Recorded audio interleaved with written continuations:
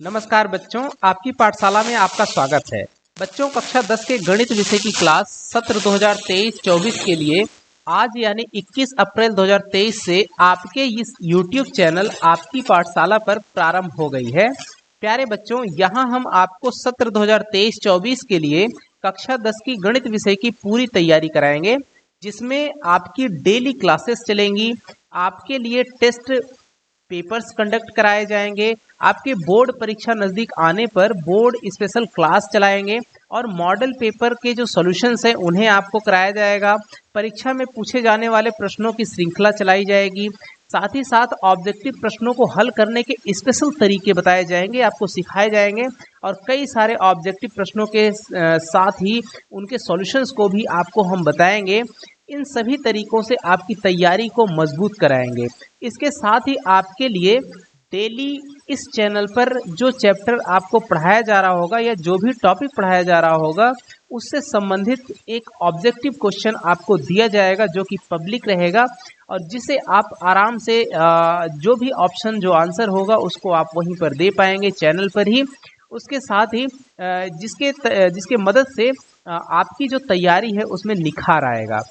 प्यारे बच्चों, यदि आप हमारे बताए हुए इन तरीकों को अपनाएंगे और हमारे साथ तैयारी करते रहें तो निश्चित ही आपको गणित विषय में बहुत अच्छे अंक प्राप्त होंगे। तो चलिए बच्चों, आज सत्र 2023-24 की पहली क्लास की शुरुआत करते हैं, जिसमें हम आपके लिए लाए हैं पहला चैप्टर, जिसका नाम है वास्तविक संख्याएं। राइट, तो बच्चों चलते हैं। सबसे पहले देखेंगे कि इस वास्तविक संख्याएं ये जो चैप्टर है इसमें हमें पढ़ना क्या क्या है। सबसे पहले उन मेन जो टॉपिक्स हैं उन पे हम लोग निगाह डालते हैं। तो सबसे पहली बात अगर आपको देखनी पड़ेगी तो वो आपको दिखेगा, वो है इसका इंट्रोडक्शन, जिसे हम लोग कहते हैं भूमिका। पहला जो टॉपिक है वो है आपकी भूमिका। राइट, इसको हम लोग कहते हैं इंट्रोडक्शन, कह सकते हैं इंट्रोडक्शन। राइट, दूसरा जो पॉइंट रहेगा जो आपको इस चैप्टर में पढ़ना है उसका नाम है यूक्लिड विभाजन प्रमेयिका। यूक्लिड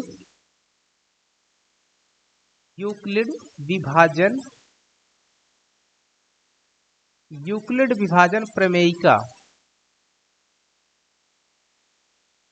ठीक है बच्चों। और तीसरा जो टॉपिक रहेगा वो आपका है इस चैप्टर का अंकगणित की आधारभूत प्रमेय। अंकगणित की आधारभूत प्रमेय। अंकगणित की आधारभूत प्रमेय। राइट, अगला जो टॉपिक रहेगा इससे संबंधित वो है अपरिमेय संख्याओं का पुनर्भ्रमण। अपरिमेय संख्याओं का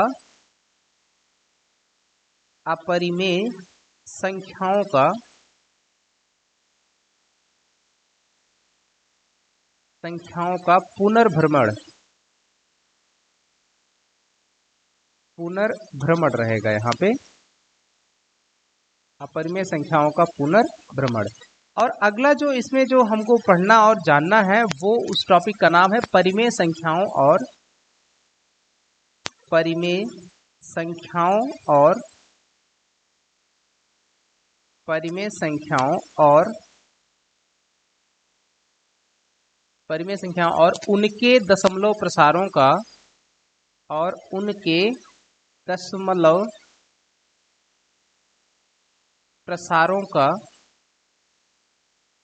उनके दशमलव प्रसारों का पुनर्भ्रमण।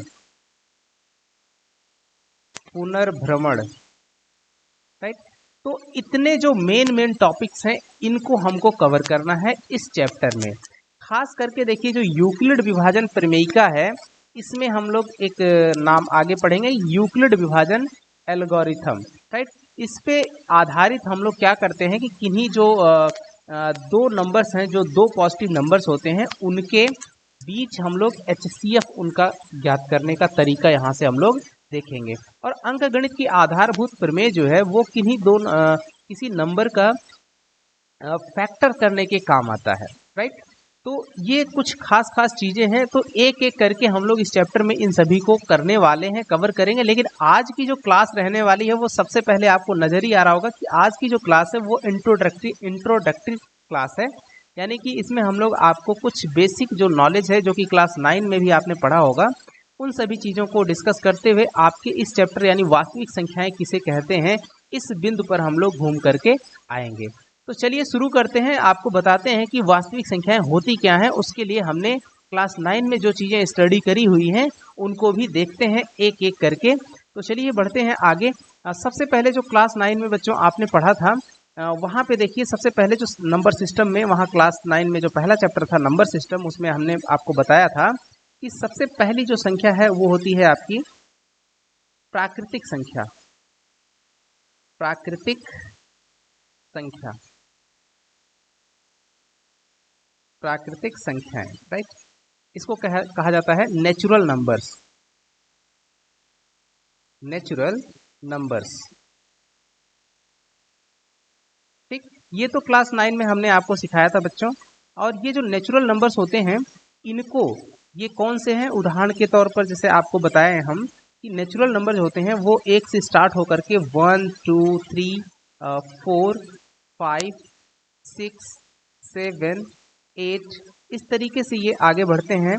रियली में ये तो 9 तक ही होते हैं। अभी 0 जो है जब बाद में आता है तो उसके बाद से ये नेचुरल नंबर्स यानी कि प्राकृतिक संख्याएं आगे बढ़ जाती हैं, यानी कि 9 के बाद 10 11 12 इस तरीके से भी ये चीज़ें बढ़ती हैं। लेकिन 0 को प्राकृतिक संख्या में ऐड नहीं करके इसके लिए एक अलग संख्याओं का समूह बनाया गया है, जो कि आगे हम लोग जानेंगे। प्राकृतिक संख्याओं के बाद वाला जो समूह है उसे कहते हैं पूर्ण संख्याएं, है ना। तो यहाँ मैं लिख रहा हूँ 10 के बाद 11। इस तरीके से ये जो संख्याएं हैं ये बढ़ती चली जाती हैं। कहाँ तक जाती हैं, ये इनका कोई और छोर नहीं है, यानी कि ये खत्म नहीं होती, आगे ऐसे ही बढ़ती चली जाती हैं। तो ये जो संख्याओं का समूह है, इस संख्याओं के समूह को हम लोग कहते हैं प्राकृतिक संख्याएं, ठीक है। तो ये जो समूह है, इस समूह को एक अंग्रेजी के बड़े अक्षर एन से लिखा जाता है। देखिए बच्चों यहाँ natural, N for natural, N मतलब नेचुरल। सो ये जो समूह है, इस संख्याओं के समूह को निरूपित करने के लिए एक प्रतीक यूज किया जाता है जिसे हम लोग एन से लिखते हैं।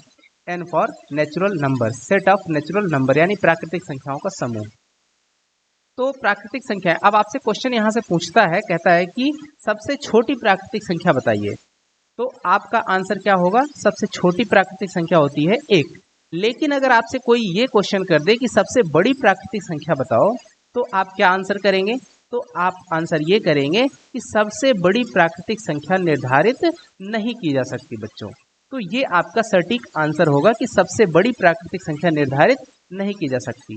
प्राकृतिक संख्या सबसे छोटी तो बताई जा सकती है, लेकिन सबसे बड़ी वाली हम लोग निर्धारित नहीं कर सकते। तो चलते हैं अब दूसरे संख्याओं के समूह में, जिसमें अभी मैंने आपको बताया कि जब 0 आया तो 0 को उसमें इंक्लूड कर दिया गया, रखा गया उस वाले समूह में, और उसका नाम रखा गया क्या, उसका नाम रखा गया पूर्ण संख्याएं, राइट। तो दूसरा जो संख्याओं का समूह है उसे कहते हैं हम लोग पूर्ण संख्याएं। ये देखिए, ये है आपका पूर्ण संख्याएं। पूर्ण संख्याएं, पूर्ण संख्याएं, इसे इंग्लिश में कहा जाता है होल नंबर्स बच्चों, whole numbers, whole numbers, right. ये क्या है, तो ये सारी की सारी प्राकृतिक संख्याएं होती हैं डियर। अब उन सभी प्राकृतिक संख्याओं में सिर्फ एक एक डिजिट, एक अंक ऐसा है जो कि 0 है, वही ऐड किया हुआ रहता है। जैसे, तो ये स्टार्ट कहाँ से होगी, 0, उसके बाद पूरी की पूरी वही प्राकृतिक संख्या है 1 2 3 4, फिर उसके बाद 5 6 7 8 9 10 11 12, इस तरीके से ये नंबर भी आगे बढ़ती चली जाएंगी। कहाँ तक जाएंगी, तो इसका भी कोई और छोर नहीं है, ये भी अपना ऐसे ही आगे बढ़ता जाएगा, कुछ ठिकाना नहीं है कहाँ तक ये जाएगा, राइट। तो ये जो संख्याओं का समूह बनता है बच्चों, इसको इस तरीके से अगर आप एक थैले में रखिए तो आपको मिलता है, ये संख्याओं के समूह को हम लोग बोलते हैं पूर्ण संख्याएं। पूर्ण संख्याओं को लिखा कैसे गया है, इन्हें इंग्लिश में कहते हैं होल नंबर्स। तो इसको, इसके लिए जो प्रतीक यूज किया जाता है इन संख्याओं के समूह को प्रदर्शित करने के लिए, उसे हम लोग W से लिखते हैं। W means whole number, set of whole number, जिसे हम लोग W से लिखते हैं। तो कभी W कैपिटल में ऐसे लिखा रहेगा, उसका मतलब होता है कि वो नंबर कैसी है, पूर्ण संख्या है, राइट। कंफ्यूज मत करना, आगे जो नंबर आने वाला है, संख्याओं का समूह आएगा। अभी तक आप देख पा रहे होंगे कि ये जो दोनों संख्याएं, दोनों संख्याओं का समूह है, प्राकृतिक संख्याएं हो या फिर पूर्ण संख्याएं हो, इन दोनों संख्याओं के समूह में जो संख्याएं हैं वो सिर्फ और सिर्फ कैसी हैं, धनात्मक हैं, धनात्मक है बच्चों। अभी आपको ऋणात्मक संख्याओं के बारे में कोई जानकारी नहीं है, ना तो दी गई है। लेकिन अगली जो संख्याओं का समूह बनने वाला है, वो संख्याओं का समूह जो होगा उसमें ये सभी धनात्मक संख्याएं होंगी, ये जीरो भी होगा, और साथ ही साथ ये जो प्राकृतिक संख्याएं हैं उन सभी को ऋणात्मक चिन्हों के साथ में लिखा जाएगा, यानी वो ऋणात्मक प्राकृतिक संख्या हम लोग कह सकते हैं। तो सभी ऋणात्मक प्राकृतिक संख्याएं और साथ ही साथ धनात्मक प्राकृतिक संख्याएं और उसके साथ में जो जीरो है, इन जीरो को जब मिला करके एक समूह में रखा जाता है तो उन संख्याओं के समूह को हम लोग कहते हैं पूर्णांक संख्याएं। राइट, तो आगे चलते हैं, जो अगला समूह है संख्याओं का उन्हें कहते हैं हम लोग पूर्णांक संख्याएं। तो यहाँ लिखते हैं तीसरा जो समूह है वो है पूर्णांक संख्याएं। पूर्णांक संख्याएं, ये सभी चीजें बच्चों जो हम बता रहे हैं आपको, ये सिर्फ और सिर्फ कहाँ लेकर के चलने की कोशिश कर रहे हैं, वास्तविक संख्याओं की तरफ आपको लेके चलने की कोशिश कर रहे हैं। संख्याओं का जो स्टार्ट होना होता है वो कहाँ से शुरू होती हैं संख्याएं, तो आपकी संख्याएं काउंटिंग नंबर इन्हें कहते हैं, यानी गिनती वाली संख्याएं जो होती हैं उन्हें ही प्राकृतिक संख्याएं कहते हैं, क्योंकि ये सबसे पहली ही संख्या है जहाँ से हम लोग गिनती करना शुरू करना सीखे थे, गिनती करना सीखे थे, इसलिए इनको प्राकृतिक संख्याएं भी कहते हैं। तो इन्हें हम लोग काउंटिंग नंबर्स या फिर नेचुरल नंबर्स या प्राकृतिक संख्याएं भी बोलते हैं। तो सबसे पहले प्राकृतिक संख्या, उसके बाद फिर पूर्ण संख्याएं बनाई गई, फिर उसके बाद कौन सी बनती हैं, पूर्णांक संख्याएं आती हैं। ऐसे ही एक एक करके एक के बाद एक किस तरीके से इनका विकास हुआ है। उसके बाद कहाँ हम लोग पहुँचते हैं, हम लोग पहुँचेंगे वास्तविक संख्याएं, जो कि हमारे इस क्लास 10 का जो पहला चैप्टर है वो है टॉपिक मेन। तो वहीं पर आपको ले चलने की कोशिश कर रहे हैं कि बच्चों कहाँ से हम लोग वहाँ पहुँचते हैं, उसके बीच में इनकी खासियत को जानना भी जरूरी है। तो बढ़ते हैं इधर पूर्णांक संख्याएं। पूर्णांक संख्याओं को बोलते हैं बच्चों इंटीजर्स, इंटीजर्स नंबर या इंटीजर्स सिंपली कहा जाता है। राइट, तो इनको हम लोग कहते हैं इंटीजर्स। अब यहाँ पर ध्यान देना, ये जो पूर्णांक संख्याएं हैं इसमें कंफ्यूजन बिल्कुल मत करना पूर्ण संख्याएं और पूर्णांक संख्याओं में। पूर्ण अलग होती हैं, पूर्ण सिर्फ और सिर्फ सभी धनात्मक प्राकृतिक संख्याओं के साथ में जीरो रहता है, लेकिन जो पूर्णांक संख्याएं हैं, पूर्णांक संख्याओं में सभी प्राकृतिक संख्याएं जो धनात्मक प्राकृतिक हैं, और उन्हीं प्राकृतिक संख्याओं के सामने हम लोग ऋण चिन्ह लगा करके उन्हीं सभी संख्याओं को लिख दे अगर सभी प्राकृतिक संख्याओं को, तो हमको जो मिलती हैं वो होंगी ऋणात्मक प्राकृतिक संख्याएं। यानी यूं कह सकते हैं कि ऋणात्मक प्राकृतिक संख्याएं और सभी धनात्मक प्राकृतिक संख्याएं, साथ में कौन, जीरो, इन सबको एक साथ अगर मिला करके रखा जाए तो जो संख्याओं का समूह मिलेगा वो हम लोग कहते हैं उसे पूर्णांक संख्याएं। तो उसे हम लोग लिखेंगे कैसे बच्चों, तो देखो ये इस तरीके से लिखा जाएगा, जैसे यहाँ पर आपका हो जाएगा ये ऐसे ही, ये बाईं तरफ जो ऋणात्मक संख्या है उनको हम लोग ऐसे बीच में लिखेंगे जीरो, जीरो के दाहिनी तरफ धनात्मक संख्याएं 1 2 3 4 5 6 7 एंड सो ऑन। इसी तरीके से ये दाहिनी तरफ ये नंबर्स आपके बढ़ते चले जा रहे हैं और बढ़ते चले जाएंगे। अब बाएं तरफ जैसे आएंगे जीरो के, तो यहाँ आएगा -1, फिर आएगा -2, फिर आएगा -3। बाएं तरफ जैसे बढ़ते जाओगे फिर -4, फिर -5, फिर -6, इसी क्रम में ये -7 और ये ऐसे ही बढ़ता चला जाएगा बाईं तरफ। तो इसको हम लोग एक और तरीके से भी लिख सकते हैं बच्चों। देखो ये ऐसे कहीं कहीं ऐसा लिखा हुआ रहता है, या तो ये जो मैंने लिखा हुआ पैटर्न ऐसे लिखा हुआ रहेगा, और नहीं तो कहीं कहीं इस तरीके से लिखा हुआ रहेगा, आपको मिलता है 0 +-1 +-2 +-3 +-4 +-5 एंड सो ऑन। ठीक है बच्चों, तो ऐसे भी लिखा हुआ आपको मिलता है। इन संख्याओं के समूह को, ये जो आपको नजर आ रहा है, इन्हें ही हम लोग कहते हैं इंटीजर्स।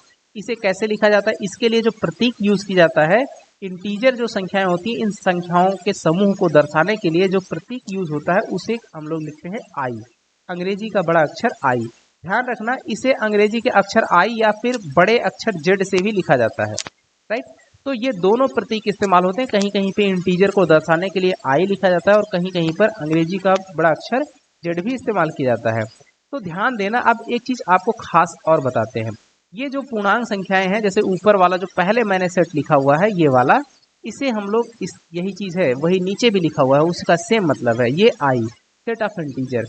तो ये जो संख्याओं का समूह है, पूर्णांक संख्याओं का समूह है, इसमें 2 किस्म की संख्याएं, क्या 3 किस्म की संख्याएं नजर आ रही हैं। इनको अलग अलग नामों से भी इस तरीके से बोला जाता है। जैसे देखो यहाँ पे ये जो संख्याएं हैं यहाँ से ये इतनी, ये जो आपको आसमानी कलर से नजर आ रहा होगा, मैं यहाँ एरो बना रहा हूँ, ये जो संख्याओं का समूह है इन्हें कहा जाता है ऋणात्मक पूर्णांक। इन्हें क्या कहते हैं? ऋणात्मक पूर्णांक या ऋण पूर्णांक कहते हैं, ऋण पूर्णांक। ध्यान देना बच्चों, ये सब भी कुछ छोटे छोटे ऐसे शब्द हैं जिनका जो आपके सामने आएंगे और आपको इन्हें फेस करना पड़ेगा। और साथ ही साथ इधर देखिए 1 से लेकर के ये जो संख्याओं का समूह यानी सभी धनात्मक प्राकृतिक संख्याएं, इन्हें हम लोग कहते हैं धन पूर्णांक। क्या कहेंगे? धन पूर्णांक। ठीक है, यानी ऋण पूर्णांक को इंग्लिश में नेगेटिव इंटीजर्स कहा जाता है और धन पूर्णांक को अंग्रेजी में पॉजिटिव इंटीजर कहा जाता है बच्चों। तो देखिए ऋण पूर्णांक को क्या कहेंगे? Negative integer, NEGATIVE, negative integer की अंग्रेजी तो आप देख ही रहे होंगे, INTEGERS, इंटीजर्स। और ये हो जाएगा positive integers, POSITIVE, positive integers. Right. अब यहाँ पर एक चीज और बचता है बच्चों, यहाँ पे आप देख पा रहे होंगे ये जो जीरो है, इस जीरो को हम लोग कहते हैं, इस जीरो को कहा जाता है जीरो इंटीजर या शून्य पूर्णांक। इसे क्या कहते हैं? इसे कहेंगे शून्य पूर्णांक। राइट। ध्यान देना बच्चों, मैं जैसे आपको पढ़ा रहा हूँ, ये जो नोट्स है आप एक काम करना, आप अपनी एक कॉपी बना लीजिएगा और वीडियो क्लासेस जो चल रही हैं ये इनमें से इनको वैसे ही आप अपने नोट्स में एक बढ़िया सा सुंदर सा नोट्स बनाते चलिएगा, मेरे साथ साथ डेली का बनाते रहिएगा, तो आप पे बर्डन नहीं पड़ेगा और चीज़ें समझ में आएंगी और आसानी से आप इन चीज़ों को पढ़ पाइएगा, समझ पाइएगा। तो इसे कहते हैं शून्य पूर्णांक। जीरो को इंग्लिश में इसे कहेंगे जीरो इंटीजर। क्या कहते हैं? Zero integer, ZERO integers. Integers नहीं, अब यहाँ इसलिए कहेंगे इंटीजर, INTEGER। ठीक है डियर। तो इस तरीके से देखा बच्चों आपने कि पूर्णांक संख्याएं तीन किस्म की, कौन सी? एक तो ऋण पूर्णांक संख्याएं, एक धन पूर्णांक संख्याएं और एक है शून्य पूर्णांक। ठीक है, तो ऋण पूर्णांक कौन सी है? कोई फर्क नहीं है, ज्यादा अंतर नहीं है, सिर्फ वही प्राकृतिक संख्याएं हैं, उन्हीं के सामने ऋण चिन्ह लगा करके लिखा गया है। धन पूर्णांक जो होते हैं वो सभी की सभी वही प्राकृतिक संख्याएं होती हैं। शून्य क्या है? आपका शून्य अलग से जो पूर्ण संख्याओं में आता है, तो पूर्ण संख्या है एक प्रकार से, तो हम लोग कहते हैं इसे शून्य पूर्णांक। अब एक चीज जो यहाँ से आपके सामने आपको जो क्वेश्चन पूछे जाते हैं बच्चों, वो देखो क्या है क्वेश्चन। जैसे पूर्ण संख्याओं से संबंधित पहला क्वेश्चन क्या बनेगा कि सबसे छोटी पूर्ण संख्या क्या है? तो आंसर आप क्या बताओगे बच्चों? सबसे छोटी पूर्ण संख्या है 0। दूसरा क्वेश्चन जो पूर्ण संख्या से पूछा जाए कि सबसे बड़ी पूर्ण संख्या बताइए, तो हम आंसर क्या करेंगे? जैसे हमने सबसे बड़ी प्राकृतिक संख्या का उत्तर दिया था वही आंसर इसका भी होगा। तो सबसे बड़ी पूर्ण संख्या निर्धारित नहीं की जा सकती, इसका ये आंसर हो जाएगा। अब बढ़ते हैं पूर्णांक संख्याओं से जो जुड़े हुए क्वेश्चन हैं उनकी बारे में। तो पूर्णांक संख्याओं में आपसे तो मैंने आपको बताया कि ऋण पूर्णांक, धन पूर्णांक और साथ ही साथ में शून्य पूर्णांक, ये तीन किस्म के पूर्णांकों से मिलकर के एक समूह बनता है। अब आगे चलेंगे, इसमें ध्यान देना बच्चों, अभी तक जो तीनों समूह आपने पढ़ा है, इन तीनों समूहों में किन्हीं दो संख्याओं के बीच में तीसरी कोई संख्या नहीं आती। किन्हीं दो क्रमागत संख्याओं, ध्यान रखिएगा, किन्हीं दो क्रमागत संख्याओं के बीच में कोई तीसरी नहीं आती है।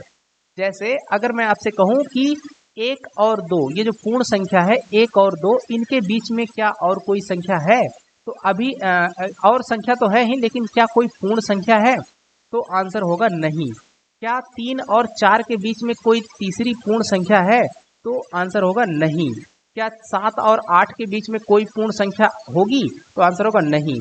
अगर आपसे क्वेश्चन पूछा जाए कि क्या -6 और -5 के बीच में कोई पूर्णांक संख्या होगी? तो आंसर होगा नहीं। अगर आपसे पूछा जाए कि -1 और 0 के बीच में कोई पूर्णांक संख्या है? तो आंसर होगा नहीं।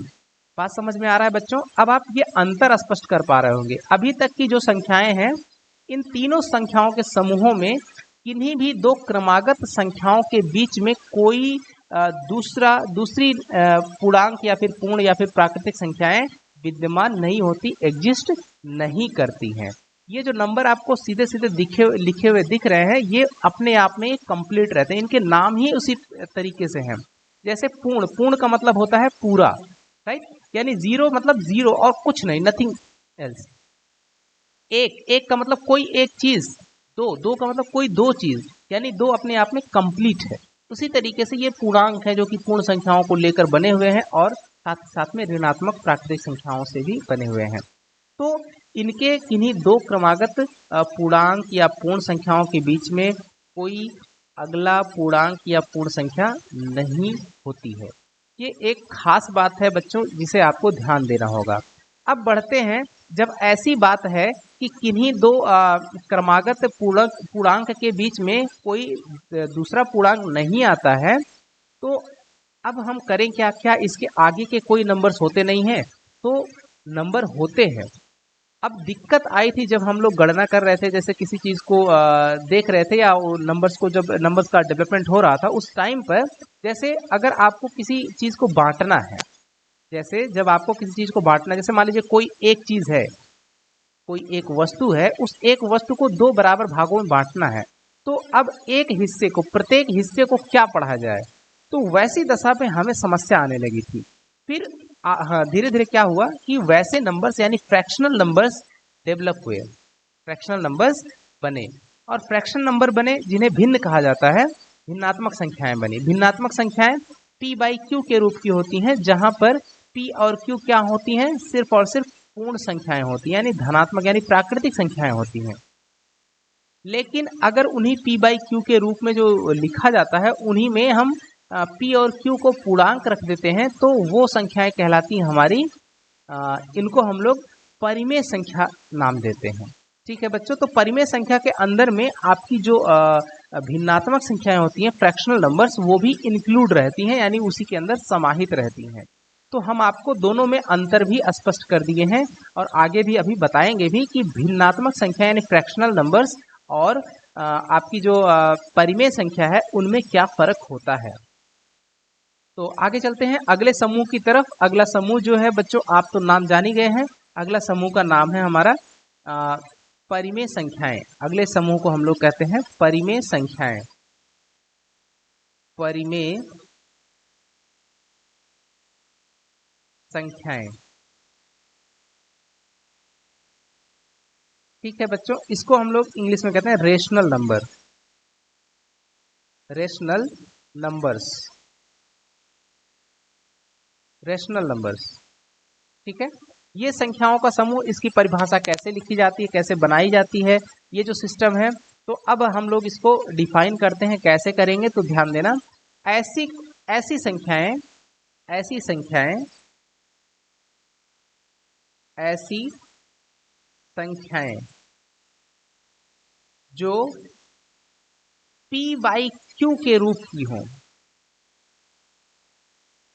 p/q के रूप की हों, कॉमा लगा के, जहां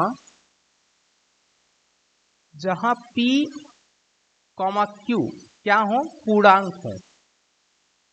जहां p, q पूर्णांक हो, तथा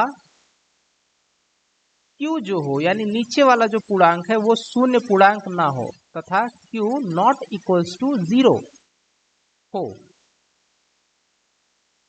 ठीक है, ऐसी संख्याएं जो p/q के रूप की हों, जहां pq पूर्णांक हो तथा q शून्य पूर्णांक ना हो, को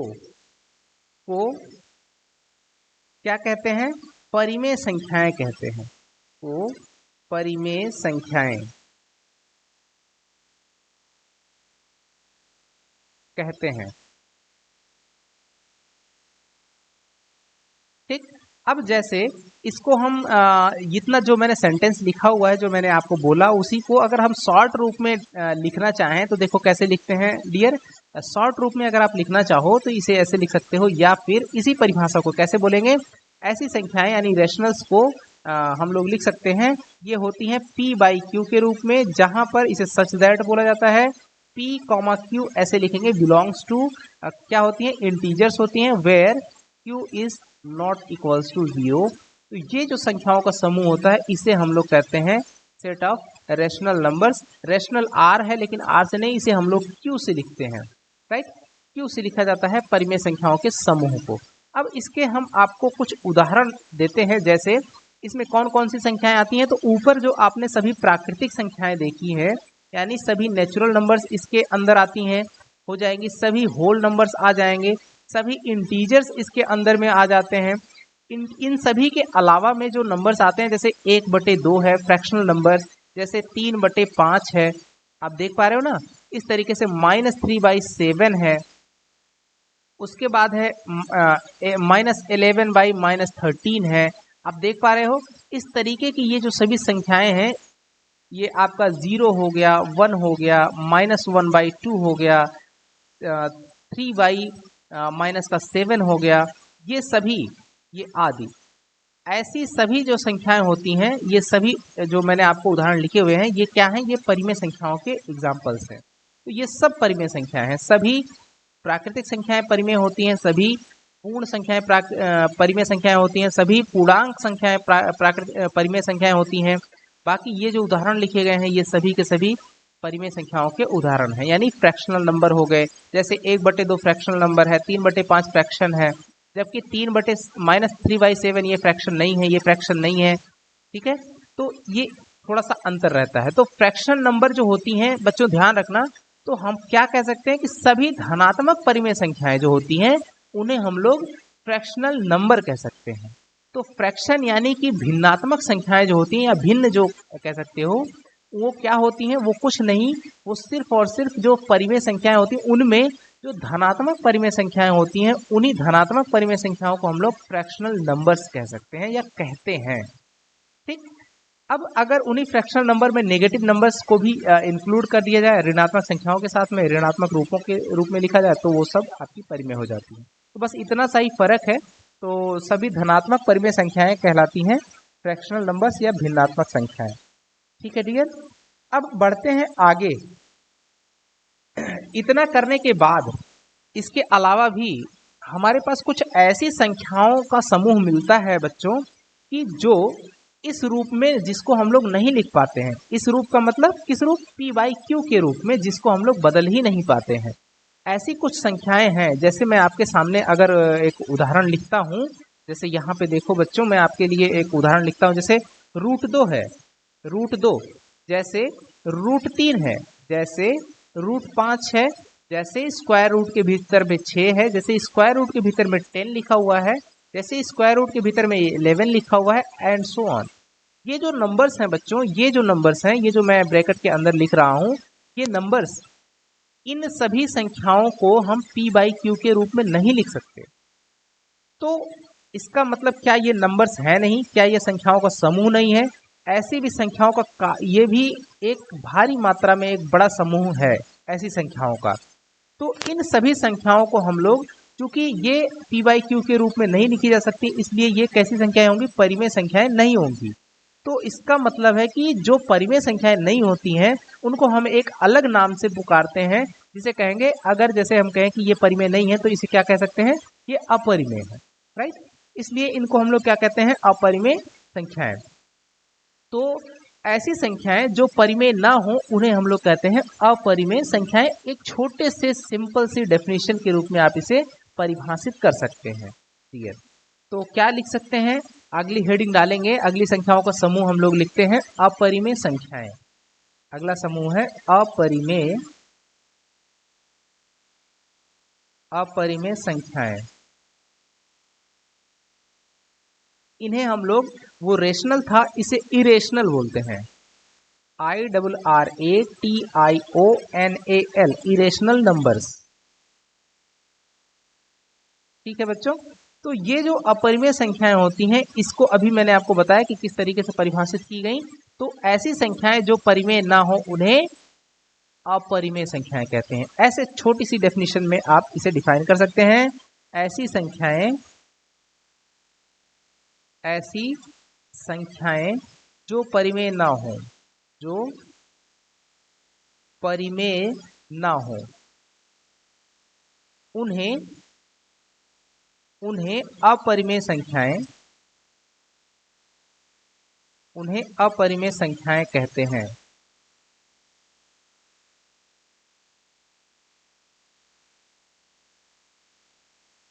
ठीक है डियर। और इसको हम लोग, जैसे परिमेय को Q से लिखा है, तो इसको हम लोग Q डैश से लिखते हैं। किससे लिखते हैं? Q डैश से, राइट। तो ध्यान देना, Q डैश क्या होती हैं? ये जो ऐसी संख्याएं जो आपकी परिमेय ना हो। उदाहरण के तौर पर ये जो क्यू डैश है, इसमें आपकी जैसे आपका मैंने ऊपर में लिखा हुआ है √2 हो गया, √3 हो गया, √5 हो गया, √7 हो गया, रूट के भीतर में 11 हो गया, रूट के भीतर में 10 हो गया, ऐसे रूट के भीतर में 13 हो गया एंड सो ऑन, ऐसी संख्याएं, राइट।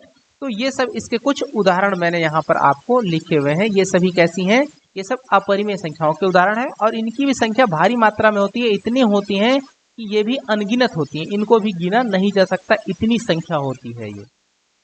तो इस तरीके से बच्चों देखा आपने सबसे पहले प्राकृतिक संख्याएं, फिर पूर्ण संख्याएं, फिर पूर्णांक, फिर उसके बाद आपने देखा परिमेय, फिर आपने देखा अपरिमेय संख्याएं। अब आगे जब जैसे बढ़ते हैं, इतनी संख्याओं के समूहों को आपने देखा था क्लास 9 में बच्चों। वहां पर आपने विशेष रूप से परिमेय और अपरिमेय संख्याओं पर बात करी थी। इन्हीं चीजों को यहाँ पर भी बात की जाएगी इन सब की, लेकिन अब जो एक बहुत बड़ा समूह है संख्याओं का, उसका नाम है वास्तविक संख्याएं। वास्तविक संख्याओं में बच्चों ये जो आपकी परिमेय संख्या है और अपरिमेय संख्या है, इन दोनों समूहों को एक साथ एक थैले में अगर रख दिया जाए तो जो संख्याओं का एक बड़ा समूह मिलता है उसे हम लोग कहते हैं वास्तविक संख्याएं। उसे हम लोग कहेंगे वास्तविक संख्याएं। तो डियर बढ़ते हैं अपने अगले टाइप की संख्या की तरफ, नंबर्स की तरफ। ये है हमारा, इसका नाम है वास्तविक संख्याएं। वास्तविक संख्याएं जो कि आपके चैप्टर का नाम भी है, वास्तविक संख्याएं। ठीक है डियर, जिन्हें हम लोग इंग्लिश में रियल नंबर्स कहते हैं, रियल नंबर्स। ठीक है, तो ये हैं क्या?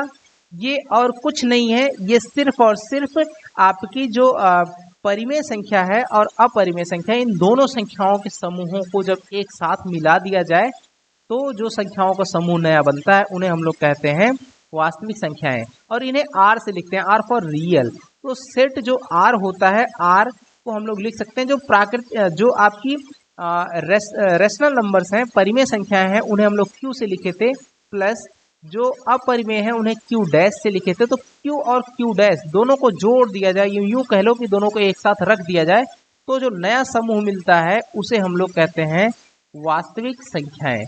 यानी बच्चों यूं कह सकते हो कि वास्तविक संख्याओं में दो, और ये जो दो अलग अलग किस्म की, दो अलग अलग नेचर की, दो अलग अलग प्रकृति की संख्याओं का समूह होता है।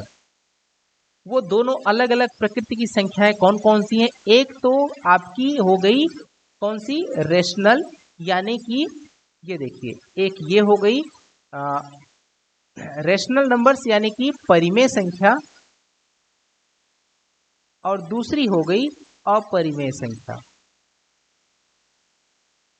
इन दोनों को मिलाने पर जो संख्या का समूह मिलता है उसे हम लोग वास्तविक संख्याएं कहते हैं। तो आई होप कि आप लोग जो है समझ गए होंगे कि वास्तविक संख्याएं किसे कहते हैं। तो बच्चों इनमें दो मिक्स अलग अलग किस्म की संख्याएं होती हैं, इन सभी को जब आप एक साथ रखते हो तो वही आपकी वास्तविक संख्याएं कहलाती हैं। यानी कि आप ये समझ पाए कि अभी तक जो भी संख्याएं आपने जानी सुनी है वो सभी संख्याएं क्या हैं? वास्तविक संख्याएं हैं।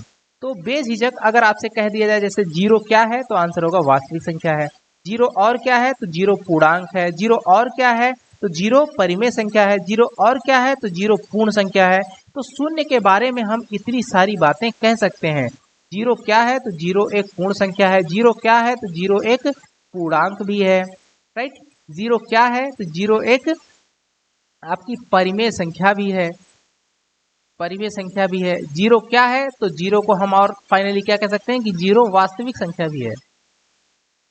0 वास्तविक संख्या भी है। तो इसी तरीके से यानी कि इसके पहले जैसे 0 हुआ, 1 हुआ, 2 हुआ, 3 हुआ, ये जो नंबर्स आपने पहले पढ़े हुए हैं, राइट, तो ये सभी आपकी कहाँ चली जाती हैं? ये सभी आपकी वास्तविक संख्याओं में आ जाएंगी, राइट। अब तो आपने देखा कि वास्तविक संख्याएं क्या होती हैं बच्चों। तो वास्तविक संख्याएं परिमेय और अपरिमेय संख्याओं का समूह होती हैं एक साथ। तो इस वीडियो में बच्चों, इस क्लास में जो आपने जाना कि वास्तविक संख्याएं क्या हैं, अब आगे जब हम लोग बात करेंगे यानी कि अगले क्लास में, तो अगली क्लास में हम इसी के आगे आपसे बात करेंगे। वहां पर बात ये होगी कि जो धनात्मक पूर्णांक होते हैं, राइट, धनात्मक पूर्णांक यानी कि यूं कह लो कि धनात्मक पूर्णांक की विशेषताओं पर बात करेंगे। अगले चैप्टर में हम लोग धनात्मक पूर्णांक की विशेषताएं, धनात्मक पूर्णांक की विशेषताएं